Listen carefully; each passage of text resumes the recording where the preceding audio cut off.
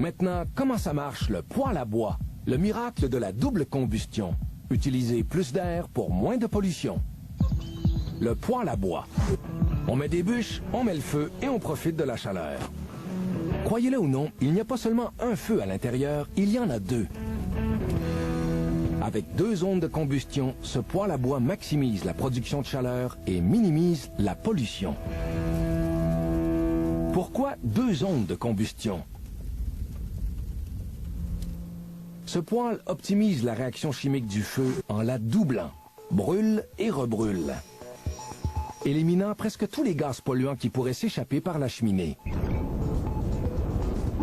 Le feu a besoin d'un combustible, comme le bois et l'oxygène, pour alimenter la réaction chimique.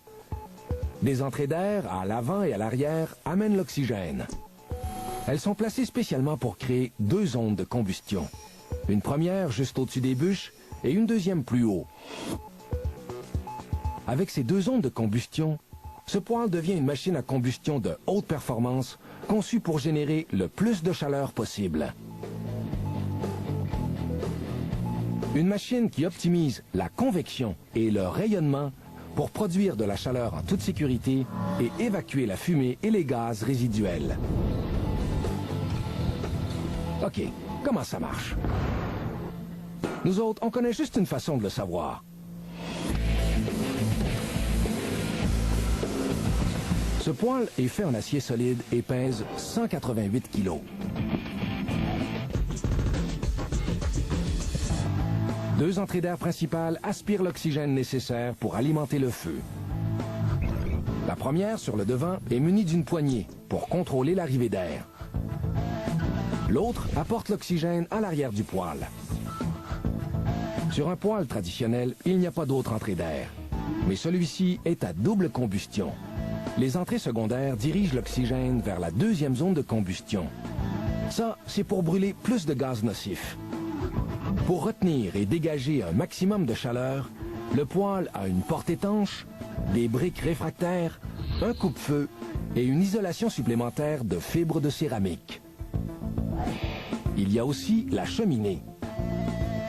Le haut rendement de ce poêle est dû à la présence de deux zones de combustion. Comment est-ce possible dans une seule et unique chambre de combustion? Tout dépend de la manière dont l'air entre et circule. L'oxygène, qui alimente la première zone de combustion, entre par les entrées d'air latérales. Il se réchauffe en montant et pénètre dans la chambre de combustion juste au-dessus de la porte vitrée. Cet air est plus frais, donc plus lourd que l'air à l'intérieur du poêle. Il retombe immédiatement à la base du feu. Ce mouvement d'air est appelé convection thermique. Il empêche aussi la formation de fumée noire sur la vitre. La deuxième entrée d'air principale alimente le feu par l'arrière. La première zone de combustion ne peut pas brûler tous les gaz nocifs. Alors, une deuxième zone de combustion est créée près du plafond pour terminer le travail. De l'air amené par des évents tubulaires perforés alimente la deuxième zone en oxygène. Cet air se réchauffe vite en entrant et n'affecte pas la température dans la chambre. Les poêles à bois traditionnels rejettent environ 30 grammes de matière non brûlée chaque heure. Celui-ci, avec deux zones de combustion, en rejette moins de 7,5 grammes à l'heure. Il est donc 75% moins polluant. Les gaz qui résistent à la double combustion sont évacués par la cheminée. Mais comment sont-ils aspirés par ce long tuyau? Grâce à la convection thermique, encore une fois. Les gaz chauds montent parce qu'ils sont moins denses et plus légers que l'air extérieur. Ils sont donc aspirés par la cheminée. Oui, le poêle à bois perd un peu de sa chaleur par la cheminée, mais c'est le prix à payer si on veut que la fumée et les gaz remontent et s'échappent. En plus, quand les gaz chauds montent dans la cheminée, il se crée un vide et de l'air frais pénètre dans le poêle.